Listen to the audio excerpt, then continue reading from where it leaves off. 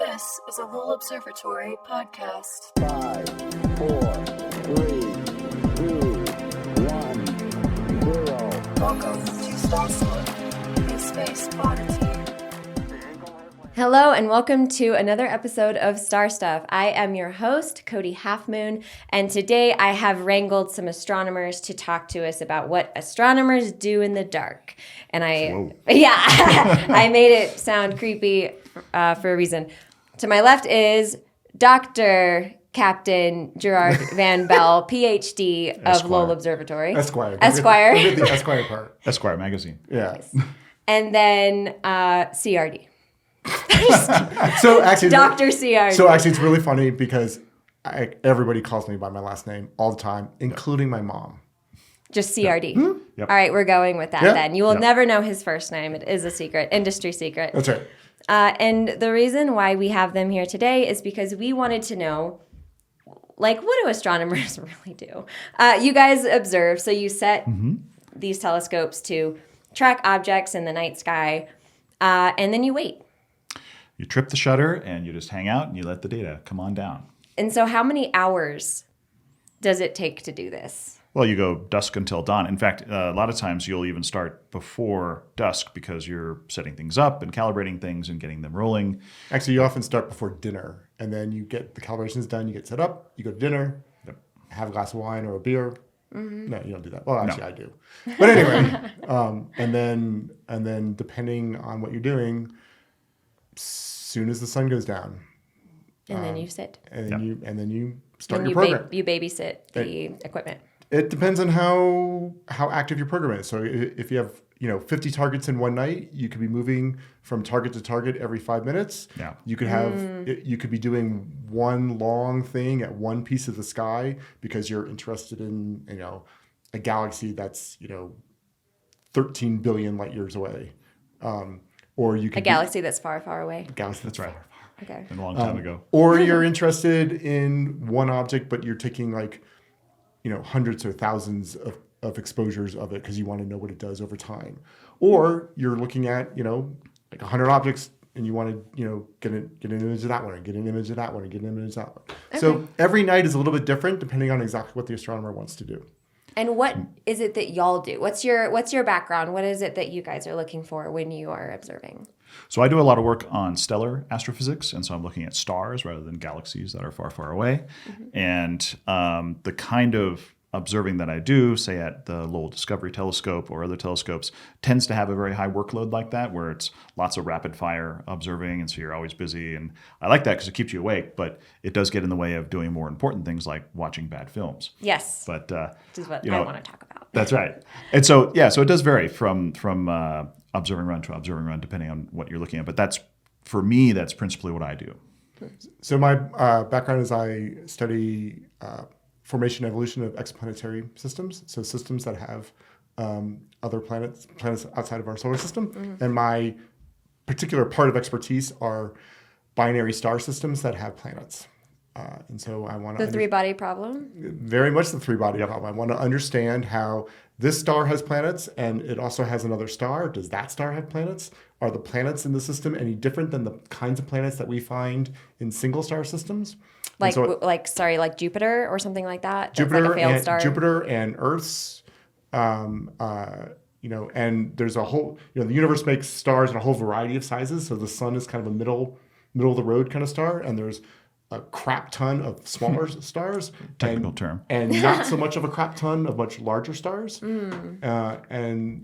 Approximately half of the stars in the sky have a stellar companion that formed along with it. Our sun is one of the stars that does not have a stellar companion. And most of the work in the past 30 years of working on exoplanets has avoided the binary star systems because they're really complicated and they're just a pain in the butt to deal with. And so one of my questions is, what does that second star do? How does it change the formation? How does it change the evolution?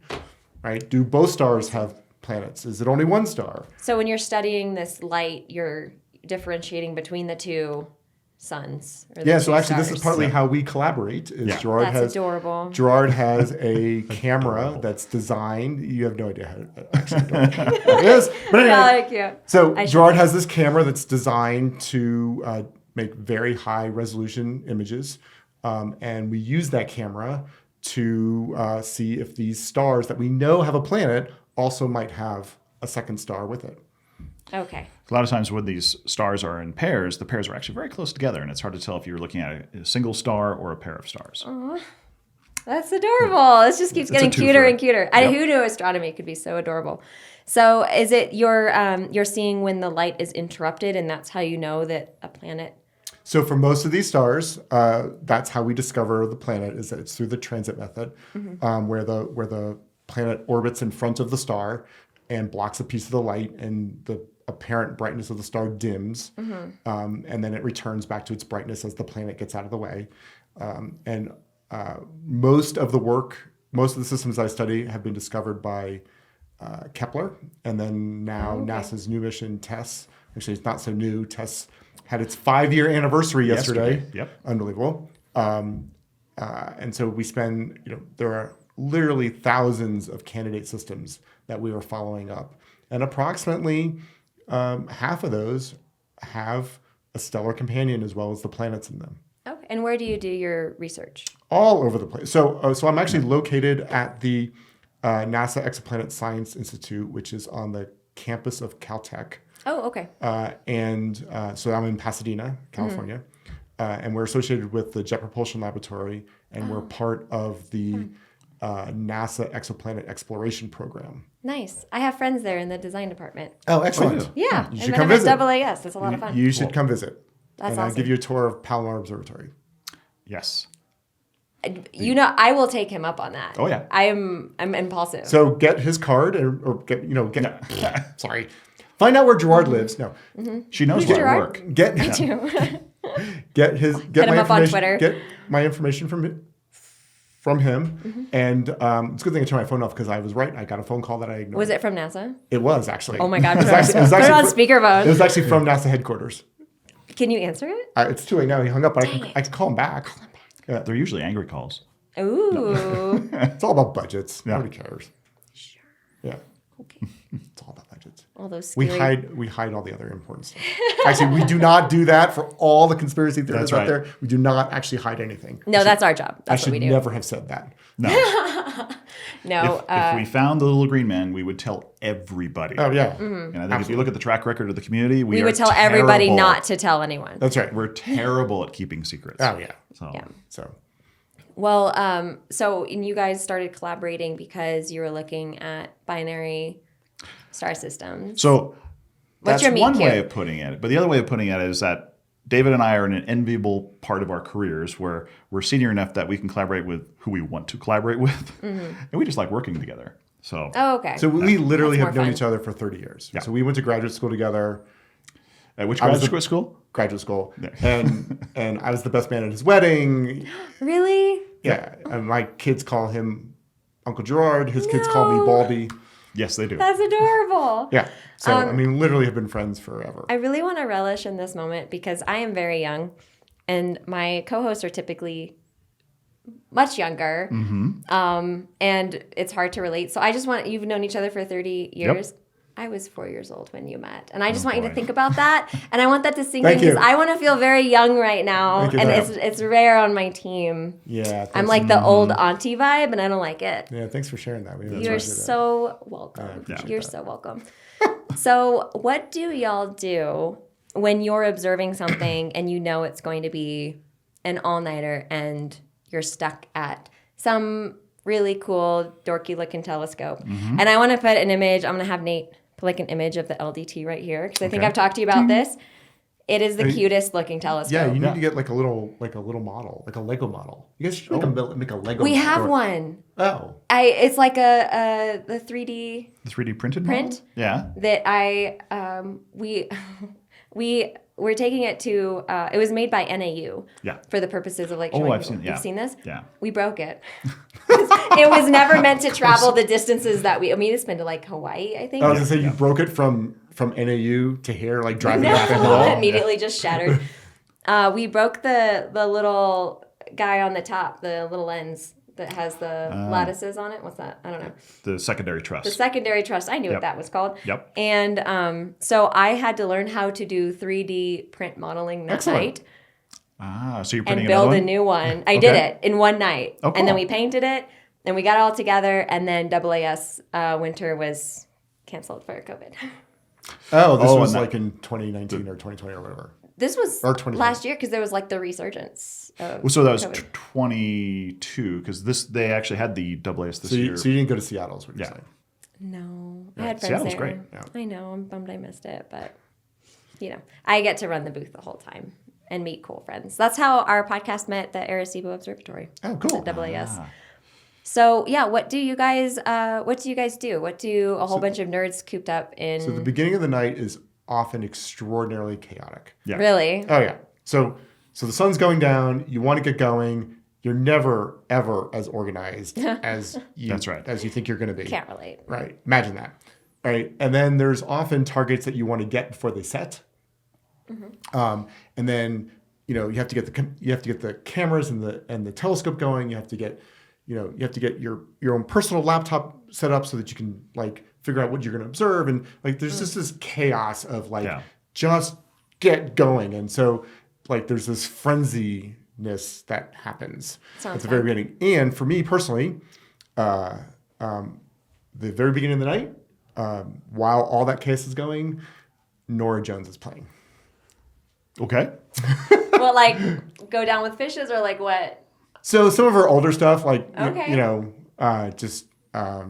Isn't that Norah Jones? We'll go down with fishes. We can probably only sing like 10 seconds. we of can it. probably figure it out. Interesting. Like, we could get a phone and play it for the rest of the podcast. But I have this ritual where I have to play, like don't know why that album. Don't know why. Yeah, I exactly. didn't- Exactly. Okay. That So album. is that a superstition or is that an OCD thing? Yes and yes. Okay. What would happen if you didn't play Norah Jones? It would melt. Yeah, The whole telescope probably. would melt. My hair would fall out. Yeah. That's how you've learned your Yeah, that's how. lesson. Yeah. Okay. And so are there other rituals that you... It's really about just getting things going. Often things at the very beginning of the night, the gremlins come out and like things just don't quite work. Gerard's right here. You don't have to. Things- Well, in addition to the stuff that one has to do with your own setup, your own instrument, that kind of thing, often the telescope operator, whose primary job is to protect the telescope from you, will also be in charge of getting the telescope running. And there, say at LDT, there are things to start up at the beginning of the night. The mirror is a big floppy mirror, actually, and so they have to trim up all the motors that hold the mirror in place. And so they do a pointing on a wavefront solution. They basically point at a star and sharpen that image of the star, and that basically involves kind of tweaking how the mirror is held. Talking about like little jets? Yeah, well, Little astronaut with a jetpack? Or... they're not little jets, but little kind of pokey devices that are, about 100 of them that are holding the back side of the mirror. So the mirror is, the size of a living room, but it's only about yay thick. And so it tends to sag in places, and you hold it in just the right way so it's the right shape. But that knowledge of that shape can change from night to night as the temperature changes and things expand and contract. And so they actually adjust that at the beginning of the night. And so you're sitting there going, I want to observe. And they're doing a wavefront solution. And you can often negotiate with the TO about, I want to do the star first before you do the wavefront solution. And, I don't care if the data is not perfect. Bring them some jerky and a Diet Coke. Oh, yeah. And I'll be like, all right. There is a long tradition of bribing your TO. Bribing the TO. Yes. Absolutely. Nice. And that's gotten interrupted a bit because of COVID. A lot of the observing was remote. And but yeah, it's you learn which TO likes what chocolate or what beef jerky or what coffee. Absolutely. And yeah. Absolutely. It's New goal, become a TO. It is part of the relationships. Okay. Of course, we have TOs watching this right now going, what the hell? I haven't Yeah. got anything for ages. I know exactly. Yeah. Be easier to barter with is the answer. Yeah. And I do a lot of my observing at Palomar Observatory, where the Palomar. 200-inch Hale telescope is, and that has its own problems because that telescope is 75 years old. Yep. And it has its own quirks and It's seen some stuff. yeah, and so Oh, yeah. it just it's completely different than starting up the LDT, which is Yeah. what is it, 10 years old, 15 years old? 10. 10. Last year. I mean, 10 it's years. similarly size telescope from the standpoint of how big the main mirror is. It's 4.3 meters versus 5 meters. But at the same time, the moving mass on LDT is like 140 tons, and on Palomar it's like 500 tons it's moving something mass. huge. It's just What does a that mean? completely different technology. The piece that actually moves to point the telescope on the sky is just much more of a battleship at Palomar than it is. It's more of a kind of a sports car at LDT. Okay. It's just the changes in technology over the last 75 years. Yeah. Right. And even in the last 10 years, I can Oh, imagine. and even in the yeah. last, and every year it gets, everything changes. Yeah. Right. So things like the effort at the LDT where they have to like make sure that the mirror shape is exactly perfect. They don't do that at Palomar because the mirror is so big and thick, it just holds its shape. There's a giant slab. And then we have the instrument cube. I know that's That's like right. the Swiss Army knife toy for astronomers if they want to like take a photo or study something different. Yep. Yeah. So on Palomar, we can only have one instrument on the back end of the telescope or one instrument at the top end, and we can choose which ones we want to use, but like we don't have the rotating cube of instruments, rotating cube of death. The instrument cube on LDT is real unique. There's a few other really places that cool. have, it's really cool. It makes It's it so very cool. flexible, versatile. I mean, it makes it so that I can be assigned, a quarter night slice of time on LDT, and I'll do my thing, and then, come 10 o'clock, we'll switch over to Deborah Fisher at Yale, and you basically have a mirror inside the cube that flips, and you go from my camera to her camera, and so there actually Very have cool. multiple cameras at the same time. Yeah, it's that's the part of the 3D model. Yep. The part that you broke off. 10 years. You were like One of poking at it. Look how cool that is. Oh Clunk. wow. So you've brought your bribe snacks. Yeah. You've organized this unorganized, organized chaos at the beginning.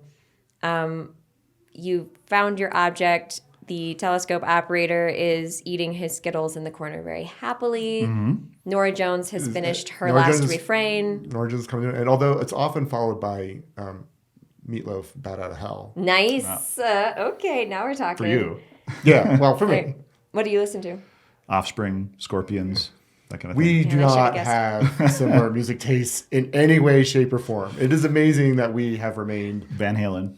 friends. Van Halen. It is amazing that we have gone observing together and actually not killed each other. It's like goes from like Nora Jones to Five Finger Death Yeah, Punch back to so like a completely that's different amazing. set. It is a completely different set of musical tastes. Fantastic. So it adds to the chaos. The Nerf dart guns help. Right. Yeah. Yeah. You do stuff to keep yourself awake, It's So you've selected your playlist. Then what happens? Well, if we do have long stretches, then we'll throw on, say, a movie Uh-huh. and just hang out and watch that. Mm-hmm. Oftentimes, if I am doing the observing where you got to really kind of pay attention, you'll maybe put on a movie that you know really well, and you just can kind of have it on the background. Like what? Well, there's a whole retinue of these. For all these years. What are That's your right. most repeated movies? Probably the single most movie that I've watched the most in over all the years is probably Forbidden Planet. Oh, I love Forbidden That's Planet. probably because it's But all the creepy sounds at night, really? That isn't. so. I have a really funny story about that. So I was observing at the 4 meter on Kip Peak in Arizona, so Nice. outside of Tucson. And the 4 meters is this massive building. It's like, I don't know, it's like 4 or 5 stories. Yeah. And so you're on like the 5th story or something in the observing room, the 4th story. I don't remember which floor it is. I haven't been there in a long time. But the night I was observing, the bathrooms upstairs were not working. So you had to go all the way down to the bottom to go to the bathroom. And I had chosen to watch, for the first time ever, Cabin in the Woods. Oh, And then That's a good movie. And then That at is like great. 2 a.m, I was like, oh, I have to go to the bathroom.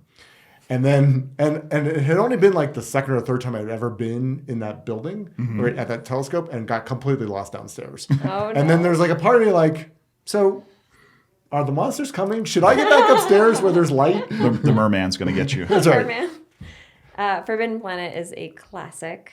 I love that one. What's yours?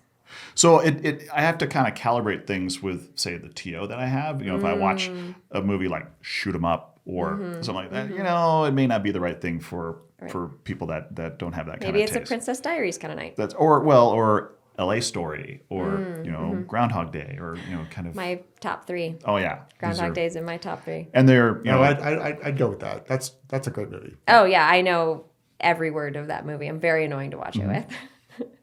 So what about, do you watch like new movies? Do you download this or do you just have like a library? Like I'm trying to picture the scene here. Is there like is it like an old Blockbuster, or you just like look through the DVDs that you have, or you pull up Netflix? I have a folder on my computer with files that see. have a whole stack of these films. In fact, there's a folder titled "Observing Classics." Really? Yeah, where there is Groundhog Day and Princess Bride and That's my number 1. and then usually a whole collection of very bad space movies like Gravity or.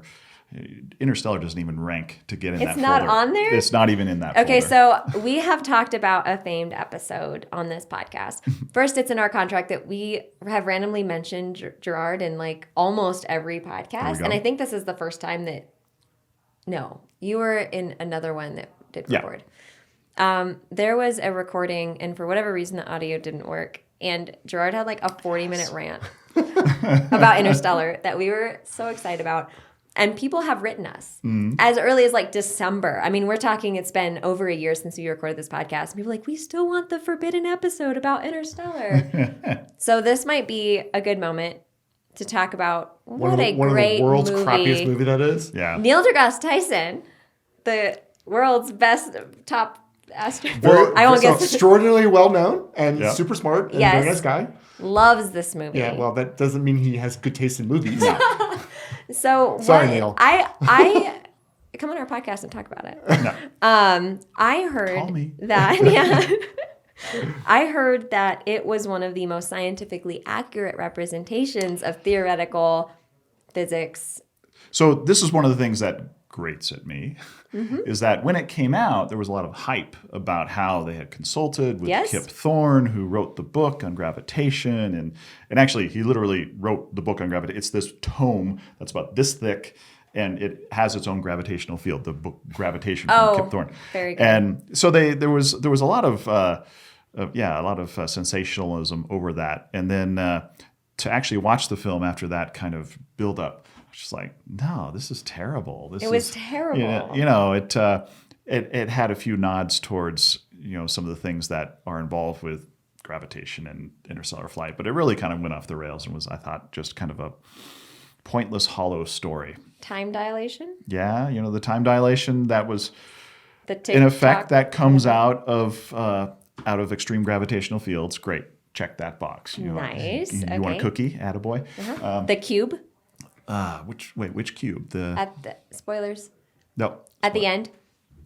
Oh yeah, then it's like, love is the fourth dimension or something like that. It's like, really?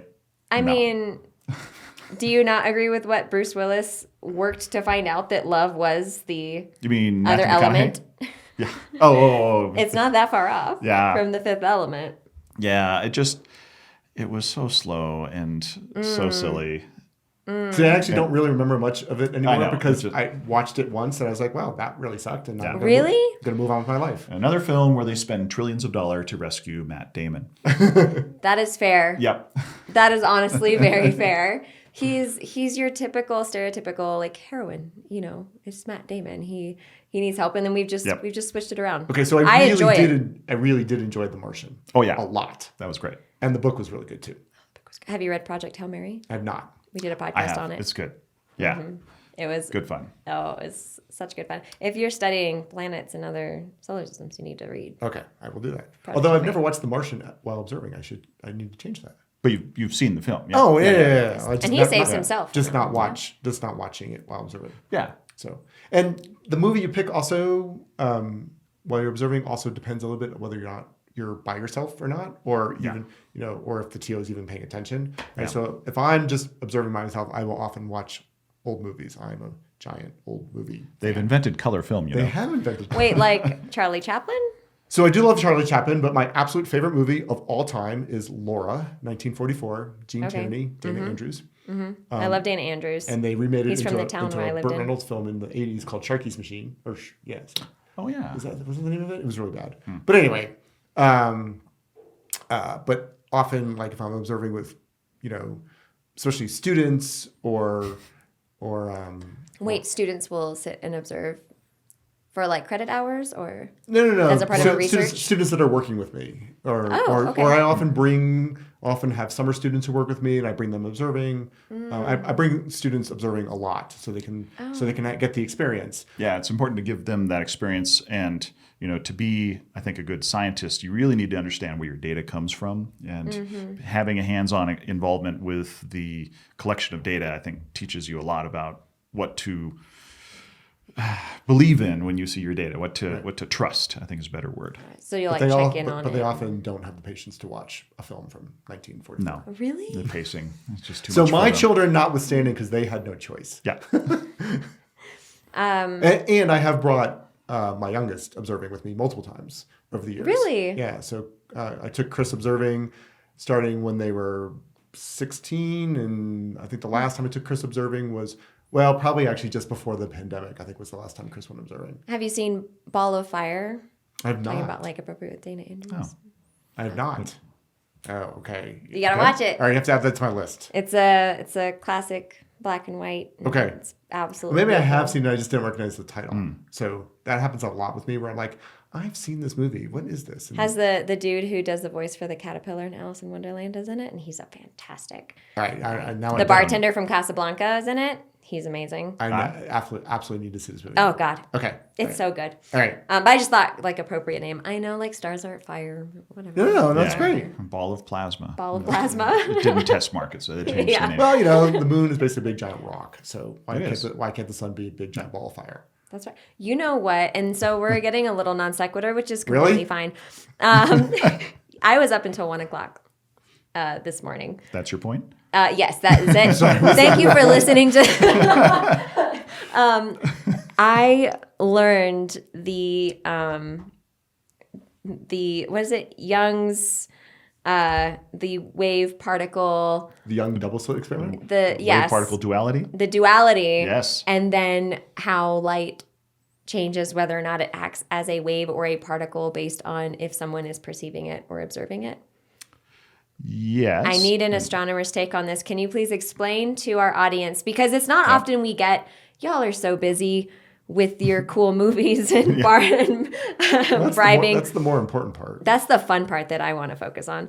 Though you guys are always so busy. So while you're here, I would like you to please explain this the wave particle duality? Yes. So, my take on this is that it's described in physics by the de Broglie wavelength. Is that right? Which is its own interesting story. Louis de Broglie came up with this idea when he was like 23 and submitted his PhD thesis centered around it, which was like 5 pages long. And not only thesis was 5 pages? Yes. Okay. And not only got his degree, but then ended up winning a Nobel for this. I mean, Nobels were cheap back then, I guess. But I majored in them. but yeah, so what it connects to is the speed of something and its mass. And if you're in kind of a sweet spot, it'll manifest itself as a particle, and in other regimes, it'll manifest itself as a wave. And there are places where they do cross over. And once it's in wave territory, all kinds of funky quantum mechanical things happen, such as if you're observing it or not, that may seem like it changes its behavior. So this is basically the experiment of shining light through like a cardboard or something with Yes. 2 slits in it. And the light shines through, bends around, and then creates an interference pattern showing that these are waves that are now interfering with each other. And some very clever fellow decided to shine a photon, like one single photon at a time. And it still created the interference pattern, which made no sense because it shouldn't have had anything to interfere with. Because in the particle sense, it's passing through slit A or slit B. One or the other. But if it's a wave, it goes through both. Right. Yeah. And so they were like, well, that's kind of weird. Let's put sensors on these slits and see if the particle's going through slit A or slit B, what's happening here. And when they did that, it stopped making the interference pattern. Once you actually know which slit it's going through, it reverts to particle behavior at that point. What I learned last night that kept me up until 1:00 in the morning is that what they did was they used these sensors to take this data. They took it to a computer and they put it in a cache that was immediately deleted. so that they would retrieve the data, but it would be impossible to record or see after the experiment.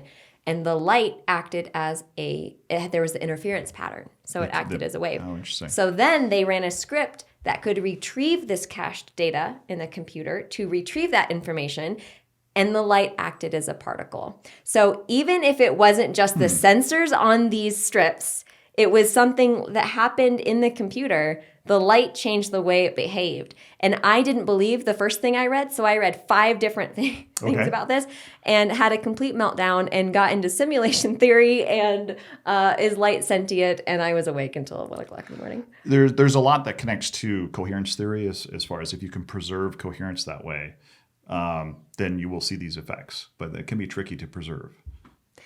And I have another question, and this relates to Schrodinger's cat. I thought we were going to talk about movies. No. Well, you guys sounded smart, so I was like, let me take advantage of this. Good sales. Yeah. There you go. Isn't the Schrodinger's cat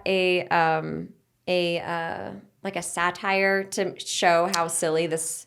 It was a thought Project is- It was a experiment. thought experiment. And it was a bit over the top, but it's had lasting power as a thing that illustrates the connection of microscopic quantum theory with the macroscopic world. And I did have a point to this, so I was Okay. awake. I was awake for several hours reading about this. Do you guys ever get down rabbit holes of interesting things within your field that don't necessarily have anything to do with your research while you're up late at night? The things that give us existential crises that keep us up late at night, or is it just no thoughts, only movies? Like, do you get in these like wormhole, like these like? Sometimes. Yeah. So often while we're observing, especially if you're observing alone and there's not or I take that back, or you have like students or something and they're running everything and you're just sort of sitting in the background trying to like make sure they don't, set the computer on fire or something. Right. Right. Often spend that nice quiet time like doing like actual real like detailed work that like I can't concentrate on during the normal business hours because I have administrative stuff to deal with, or or whatever, or that call from NASA headquarters, right, which I'm going to have to call them back after this is over, that kind of thing. And so it's a great time to actually just stop and focus and think about the science and the projects that you want to do. And then that often leads to, I don't really understand how this, and you go off and you go research something and you end up reading a bunch of papers or some literature that you're like, really didn't have anything to do with the original question that you were doing, but it led down this whole thought process of, and you use that quiet, peaceful time to like, oh yeah. And then it gets interrupted by, help, the camera's not doing what it's supposed to be doing. Okay. Right? Yeah. That kind of thing. Or the movie has stopped and you have to pick a new movie. Right. Put a new tape in. Yeah. Well, they're digital. Right. You don't actually. Although when we were in graduate school, there was a entire VHS library at the observatory. Really? It had the whole original Star Trek series was there. And Next Generation. Yep. Which is your favorite? Next Generation. Oh. I can even tell you which one my favorite episode. Next Generation or TOS? Next Generation. Do you want to know? Do you care? Yeah. What's your favorite episode? So my favorite episode is Tapestry, Next Generation. So Jean-Luc Picard gets stabbed or gets shot in the heart, and he dies on the Enterprise. And Q comes and saves him. Okay. And gives him, and the reason Picard died was he had an artificial heart because he was stabbed in the back by a Norsican, I think that was the name of the species, while he was in the academy. I told you I know this episode very well. While he was in the academy, and if that event had not happened and he had a real heart, he would have survived being shot, 30 years later. So Q gives him the opportunity to go back in time, fix his mistakes, and have a real heart. And that happens. And then, of course, Jean-Luc Picard's whole life, unravels. Right. And the whole point of this episode, the reason I really like it is it's symbolic of we are who we are because of all the things, good and bad, that we've gone through and good and bad that we've done. And it doesn't make us good or bad people because we've done good or bad things. It's just that's what we're built from. And life is about mistakes and learning from those mistakes and moving forward. And I absolutely love the message of that episode. I mean, I also love The Next Generation. That's the one that I grew Sorry, up that was on. I got like whole soapboxes that I Well, can. so I'm curious. So when you're talking about why this was your favorite episode, you really focus on like the story of it. Did the science side of Star Trek bother you at all the way that Interstellar did? No. Because it's also They use it as a backdrop and not as, the actual fundamental reason for existence like they did in Interstellar. This is a fair point. This is a fair point. And the story in the Interstellar sucked. Yeah. Yeah, I can't remember the story. It was about like a book falling and Yeah, there was there a was, book, like- and you were looking through the bookshelf, and Yeah. It was a and then father-daughter Matthew McConaughey situation. is driving around in a truck that has flat tires. Who cares? We're gonna get some hate Yeah, mail. We're gonna get some hate mail out of this Bring on podcast. the hate mail. Hey, drive up our. We did an episode that upset a lot of people where we satirically made a comment that if we looked at the definition of life from a scientific perspective and tried to make a silly argument that well, maybe the AI in cars makes, is that alive because it can replicate. We were just playing with it and everyone was like, cars aren't alive. We're like, guys, we're kidding. So yeah, but that drives our engagement. That's one of our most viewed episodes. So yeah, say whatever inflammatory go. things you want. Excellent. That's What have I That's done? probably not a good idea. So you watch Star Trek at night as well back. Not so much. Usually just movies. Yeah. And when you were in graduate school, what was the? What did we do with? So don't forget, right? So we were in graduate school in the early to mid '90s, right? So the internet wasn't quite what it is today. There was no streaming Netflix or anything like that. What? I know. No. Right, and DVDs were barely on. On their way. Right, so everything was on VHS Yep. tape. The internet was new and young. I still Wild have and the, woolly. I think, entire original series of Star Trek on VHS in my house. Well, there you Oh, go. there we go. Yeah, I'm a fan. So, So the observatory. So we went to the University of Wyoming where they have a 2.5 meter telescope, and the observatory had a cat. that's You awesome. butes. Yeah, the cat was New brought there bouteilles. to help control the mouse population. Every mouse at Lowell Observatory is called Charles Mousier. Okay. So we Okay, like that's to actually protect really our funny. mice. Isn't that amazing? Thank you. So you would watch the original series on VHS, or were there movies there that you would watch? There were over and movies over there again? too. I don't Yeah. remember. Do you like play cards or? Don't remember much movie watching. I mean, the observatory at Wyoming, they had a control room, and then they actually the living quarters kind of right abutted there. There wasn't a separate cottage a mile away, and so you could very easily just kind of step over into the next room and have the TV on there. Oh, And I okay. think that's what we did. Yeah, mostly. Yeah. So to I come think we were also full- more serious back then too. What? In graduate school? Yeah. Yeah, probably. Gerard was what? Serious. Yeah. No fun. No, come on. No. So like say to come full circle, so you've watched the lesser series of Star Trek. You have enjoyed Groundhog Day, you've listened to Nora Jones or whatever. And towards the end of the night, you're wrapping up your observation process. What happens? Like what's the So a thing that you'll do is you'll push the data. You'll take the data that has been collected on the computer and you'll send it to a repository that is massively backed up and redundant and that kind of thing, so Okay. that you can withstand any problems with that. save your work? Oftentimes, your depending on work. the instrument, you may have, say, some calibration data to take. We'll take pictures of blank sky and use that to basically tell us what the response is across the chip for certain imaging devices. And so the whole process of taking flats is this imaging blank sky, and there's a whole dark art to that as well. And so And that's always done with the telescope operator kind of looking at you like, "Are you done yet? Are you done yet? Are you done yet?" I wanna I want to go home. Yeah. Yeah, and then you'll head off to wherever, if you're actually on site, you head off to whichever sleeping quarters there is or that kind of thing and try to get some The sleep. pods, Yes. the sleeping pods. Oh, so the TOs have the pods, and we actually have a cabin for the astronomers. Yes. cabin? Yep. I thought that's where the sleeping pod was, over in the LDT Yeah, there's weird ranch farm. Yeah, we've gone through iterations of that, and actually I'm not sure where that currently stands because it's all with COVID. A lot of that transitioned to remote observing. Oh. And so a lot of what I do now is all observe from home. You still do this remote observing? Yeah. Are the days of movies at the LDT just... I've been wanting to get back into in-person observing because it's just, it's got a certain romance to it. So there is something very magical. Yeah. To come out at the end of the night, the sun is coming up, and all the birds are just starting to wake up, and you walk outside and you've just spent the night staring at the universe. There's actually something really magical about walking out that morning. And then, of course, you have to, before you go to bed, I absolutely need a glass of wine. Yeah.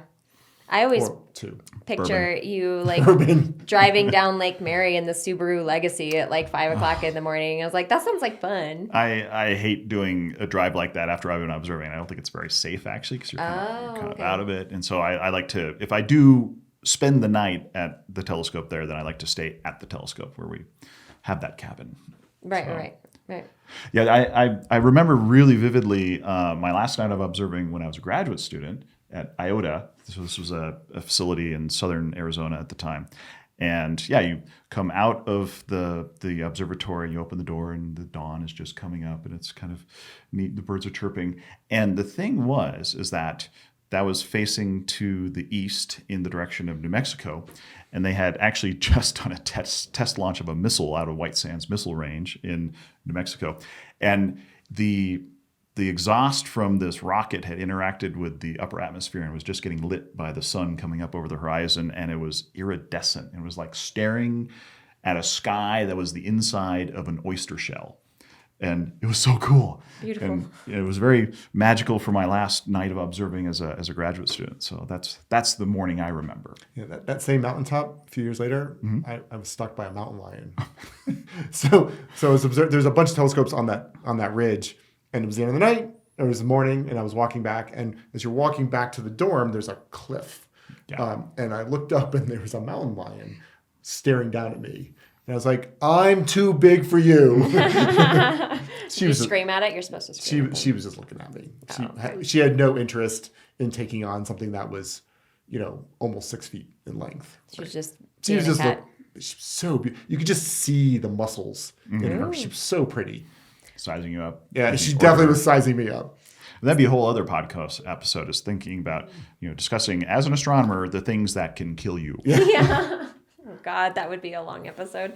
Yeah, actually. Oh yeah. I almost asphyxiated myself once. Yeah. Are you serious? Yeah. I was. So we use. I need an explanation. Okay, man. so we use liquid nitrogen to cool our cameras because they operate at very cold temperatures. Okay. And it was the end of Yes. It was the end of an observing run. Okay. And we have these 40-liter containers of nitrogen, and I was consolidating them into so I could bring the empties down the mountain. And I thought you were doing it in an enclosed space. I thought the room was well enough vented. I was wrong. And all of a sudden, I realized that I couldn't see very well. And somewhere the lizard part of my brain said, "Get out!" And I ran out just in time before I passed out. And because it was the end of the run, everybody else had already headed down the mountain. Yeah. And I was up there by myself because I was going to lock up and leave. Right, I was going to be 5 minutes behind them. And if I had not gone out, I would have passed out on the floor, and they would have found my dead body 3 days later. Right? No way. Oh yeah, absolutely. Right. Oh yeah. Lesson learned. Wow.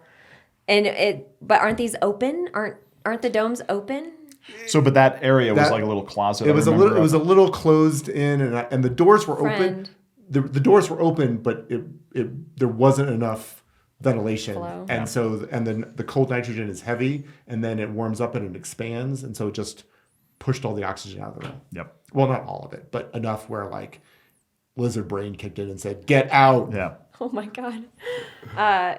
Yeah, I thought you were going to talk about all the things that could kill you in space, but you're talking about all the things Oh, that no, could kill no, you no. All things at, that can kill you at the telescope. at the telescope. And there's the mechanical stuff. There's the wildlife between the mountain lions and the snakes and the scorpions And the spiders. And the spiders. The TO who's tired of your crap. That's right. I'm not watching There are Forbidden stories of- Planet again. Not again. So I just want to end this with a question: is looking back at your observation nights, what is a moment that stands out, or one of your favorite moments that doesn't include maybe like near death? Since we covered. So when David and I were observing at Palomar one night, so you're talking about, what is it like when observing starts and ends? And so we had the telescope we were observing at that one point. There was a startup period where you got done, but then there was this interim period between when it was not quite dark enough and then dark enough to observe. And so we would go outside and kind of watch the sky, and it goes from the blue to the deep purple to the black.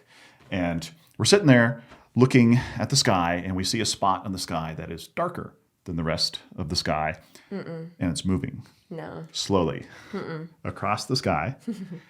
And it touches down at the end of the driveway. We're like, Thanks "What?" for listening to our podcast. That's right. Cut. And we're like, a little put off by this, actually. And we kind of, with some trepidation, go out to the end of the driveway and find a giant mylar bumblebee balloon that What? had probably blown up from SeaWorld or something. And so we took it inside and stapled it to the wall. Not a UFO. And it stayed there till the end of days for that observatory. Well, I guess it was a UFO until you identified it as a bumblebee That's balloon. exactly That's right. right. So we have a published paper Yes. that warns all of the observers that telescope to be on the lookout for giant inflatable bumblebees. Yes, this is fair. He submitted that paper, And the referee hated the fact that we put that in the acknowledgments.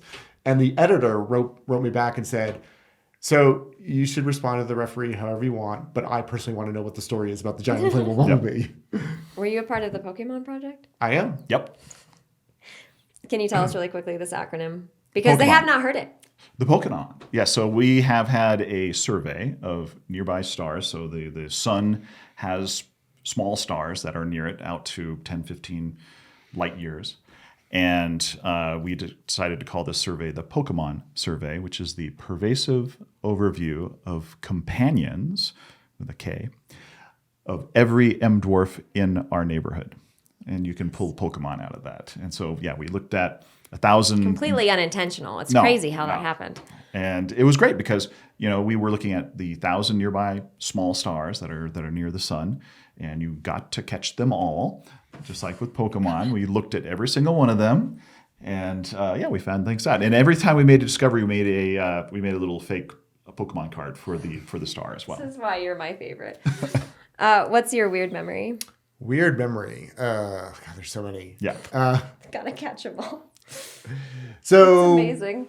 So Gerard and I, when we observe together, often get ourselves in trouble. So No. Yes. So we've had more than one Nerf dart fight, Oh yeah. Which broke the printer. which broke the printer. Yeah. So actually, these were little plastic discs, not The disc guns. You ever Yeah, the remember those? Yes, right. yes, So yes, anyway, yes. unbeknownst to us, we got one of those discs like caught into the printer and it got jammed. Yeah. And then like 4 weeks later, somebody was trying to print something and it jammed and caught the printer on fire. Yep. Oh, that's amazing. Yeah. So Did the telescope operator just walk into the woods after this? Yeah. Just disappear into Was the that brush? Kevin? it was Kevin. Yeah. So Kevin, if you're listening to this. Sorry, Kevin. We're sorry. It was them. They did but it. that was a long time ago. Actually, he knows that. Oh, okay, good. And so I'm sure he wasn't surprised. It's fine. by us, no, No. not at all. No. So I was out in the dome once. This was actually in graduate school, and the way the dome rotated, there were these power rails all the way around, and there were these like little shoes that sat on the rails so that the dome had power, so that the dome could rotate. And during the day, somebody had left a pair of pliers on the rails. And Don't cross the streams. yeah, right. And so I was out in the middle. It was the middle of the night. It was like 3 a.m. or something. I was doing something with the camera, and at the same time we were going to a different place in the sky, so the dome was rotating, and the shoe got caught on the pliers and caused a short across the rails. There was this massive electrical explosion. And like everything came to a stop. We blew up like every single freaking fuse. And I realized that, I'm pretty sure I peed my pants that night. And the dome was then stuck open. Oh yeah. It was this whole mess. We had to close the dome by hand. Yep. And, anyway. Other ways it can kill you. Yeah. Other ways that you can kill you, like self-electrocution. High voltage, Yeah. So I'd like to point out that it was not my fault. No. Just so we're all really clear. It was Gerard's fault. Understand. I wasn't there? Yeah. No. Well, thank you for talking about what astronomers do. You like this title? What astronomers do? I do. Yeah. It's right? like mysterious. Right, because it's not, we don't sit there at the telescope looking through an eyepiece like you see, Right. Various There's not an movies and- eyepiece on it typically, yeah? Most professional telescopes, there's no eyepiece. It is a lot of computer work, right? But it's not just like staring at a computer and like, clicking on the keyboard and Right. like Yeah. it's a lot of preparation. It's a lot of decision making because like what are we going to do next? It's a lot of camaraderie because you often see the same telescope operators as over and over again, or you're with your students or with your best friend. I mean, we haven't gone observing together in a long time, but it's a very human endeavor. And sometimes there's Groundhog Day. And the movies help. Yes. Well, thank you for joining us. Where can our listeners find you if they want to follow you online or ask you questions? So I'm on Twitter @FringeDoctor. I'm on social media, so they can find me. Send me a note. Send him a note. They'll come find me. All right. Tweet at Gerard and he'll get it to his buddy if you have any questions. And if you want to know what NASA headquarters said, That's right. ask us in the Ask comments. us later. The next, That's right. the next podcast. Yes, the next podcast. Yeah. Thank you for tuning in, and you can join our Discord if you have any questions for these two fellows. Bye. Thank you. Thank Bye. you.